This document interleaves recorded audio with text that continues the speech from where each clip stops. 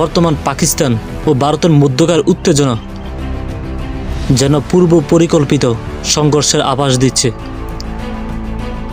সাম্প্রতিক সময়ের বিবিসির একটি ভাইরাল প্রতিবেদন দেখলেই এর ইঙ্গিত স্পষ্ট হয়ে ওঠে। পরিস্থিতি দেখে মনে হয় ঘটনাগুলো স্বাভাবিক গতিতে নয়, বরং কৌশলগতভাবে এগোচ্ছে।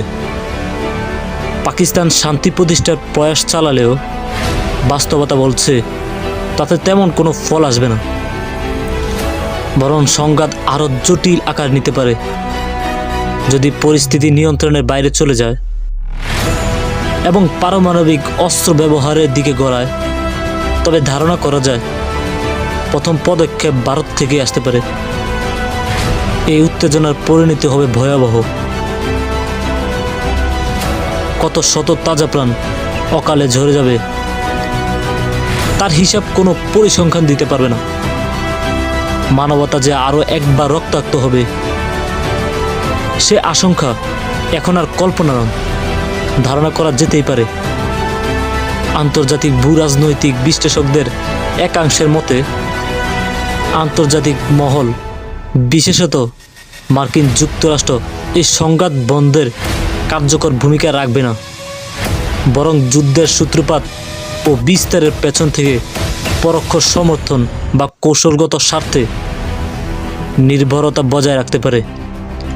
এশিয়া তাদের ভূরাজনৈতিক প্রভাব বৃদ্ধি, অস্ত্র ব্যবসার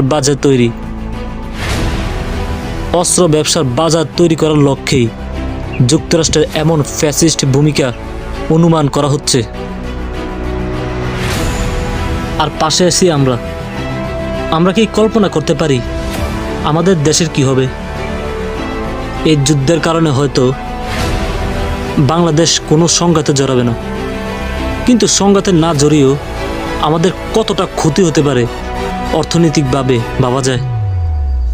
ভারত পাকিস্তানের এই যুদ্ধের কারণে হুমকির মুখে পড়তে পারে বাংলাদেশের অর্থনীতি। শুধু তাই নয়, এই যুদ্ধ যদি আঞ্চলিক সংঘাতের দিকে এগিয়ে যায় তাহলে বাংলাদেশেও শুরু হতে পারে যুদ্ধ, যেটা আমরা শান্তিপ্রিয় দেশ কখনোই কামনা করি না। যুদ্ধ কখনো শান্তি বয়ে আনে না।